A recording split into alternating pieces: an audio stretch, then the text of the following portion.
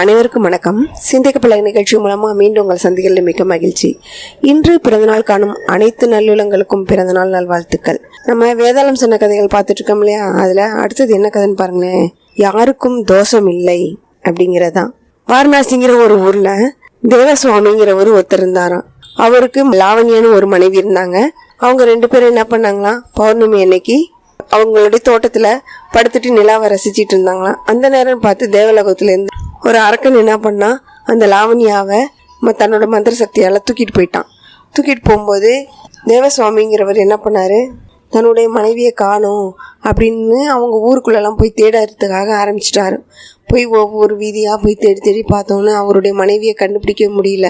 ரொம்பவும் மனசு ஒடிஞ்சு போய் ஒரு கோயில் வாசலில் உட்காந்துட்டாராம். வந்தோடனே எனக்கு ரொம்ப பசிக்குது, இப்போ வேறு யார்கிட்டையாவது போய் யாசகமாவது கேட்டு நம்ம சாப்பிட்டுட்டு வரலாம் அப்படின்னு சொல்லி ஒரு வீட்டில் போய் என்ன பண்ணியிருக்காரு, சாப்பாடு கேட்டிருக்காரு.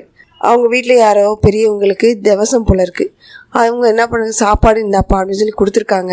நீ இந்த சாப்பாடு சாப்பிட்றது எனக்கு ரொம்ப புண்ணியம், உன்னுடைய பசி ஆத்திரத்தில் எனக்கு ஒரு சந்தோஷம் இருக்குது அப்படின்னு சொல்லிட்டு வயிறார சாப்பிட்டுட்டு போ அப்படின்னு சொல்லி சாப்பாடு கொடுத்தாங்களாம். அதுக்கு அந்த தேவசுவாமி என்ன பண்ணார், தன்னுடைய சாப்பாடை வாங்கிட்டு போய் ஒரு கோயிலில் இருந்த மரத்தடியில் உட்காந்து சாப்பிட ஆரம்பிச்சிட்டாராம். அந்த நேரம்னு பார்த்து ஒரு கழுகு தன்னுடைய இறைக்காக ஒரு பாம்பை பிடிச்சிட்டு வந்து அந்த மரத்தடியில் உட்காந்து சாப்பிட்டுட்டு இருக்குது. அந்த பாம்பானது அந்த கழுகு சாப்பிடும் போது அது வழி தாங்காமல் தன்னுடைய விஷத்தை என்ன பண்ணிடுச்சு, கக்க ஆரம்பிச்சிருச்சு. கக்குனோன்னு அந்த தேவசுவாமி சாப்பிட்டுட்டு இருந்த சாப்பாட்டுடைய இலையில அந்த விஷமானது பட்டுருச்சு. பட்டோன்னே அந்த தேவசுவாமி என்ன பண்ணார், சாப்பிட்ட சாப்பாடில் விஷம் கலந்தோன்னே அந்த சாப்பாடை சாப்பிட்டுட்டாராம். சாப்பிட்டோன்னே இவருக்கு மயக்கம் வந்துருச்சு.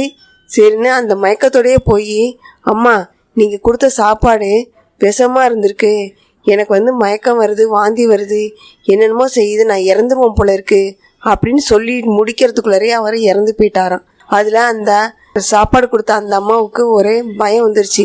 என்னடா நம்ம எல்லாருமே சாப்பிட்ருக்காங்க, நல்லா தான் இருந்தது சாப்பாடு, இவருக்கு மட்டும் ஏன் இந்த மாதிரி நடந்தது அப்படின்னு தெரியலையே அப்படின்னு சொல்லிட்டு புலம்ப ஆரம்பிச்சிட்டாங்களாம். இந்த கதையை விக்ரமாதித்தன்ட்ட வேதாளம் சொல்லி முடிச்சுதான். சொல்லி முடித்தோடனே இது இவருடைய இறப்புக்கு யார் காரணமாக இருந்திருப்பாங்க, இந்த இறப்பு எந்த தோஷத்தினால நடந்திருக்கும் அப்படின்னு சொல்லி கேட்டதுக்கு விக்ரமாதித்தன் சொன்னாராம், இது யாருக்குமே தோஷம் கிடையாது. ஏன்னா தேவசுவாமி பசின்னு கேட்டதுனால அந்த அம்மா சாப்பாடு கொடுத்தாங்க. ஆனால் அந்த மரத்தில் உட்காந்து சாப்பிட்ட கழுகு அதோட இறைக்காக அதனுடைய பசிக்காக என்ன செஞ்சிருக்கு, பாம்பு சாப்பிட்ருக்கு. அதன் மூலமாக அந்த பாம்பு விஷத்தை கக்கி இவர் இறந்து போயிட்டாரு. இதில் பசிக்கு உணவளிக்கிறதுங்கிறது பாவமே கிடையாது. அதனால இதில் யாருக்குமே தோஷம் கிடையாது, எந்த பாவமும் கிடையாது அப்படின்னு சொல்லி முடிச்சார அந்த கதையை. அதுக்கு வேதாளம் சொன்னதான், நீ சொன்னது சரியான பதில் தான், இருந்தாலும் உன்னிட்ட போய் அகப்பட மாட்டேனே அப்படின்னு சொல்லிட்டு மரத்து மேலே போய் தொங்கிடுச்சான். இந்த கதை உங்களுக்கு பிடிச்சிருந்தா லைக் பண்ணுங்கள், ஷேர் பண்ணுங்கள். மேலும் இது மாதிரி கதைகளுக்கு நம்ம சேனலை சப்ஸ்கிரைப் பண்ணுங்கள். தேங்க்யூ.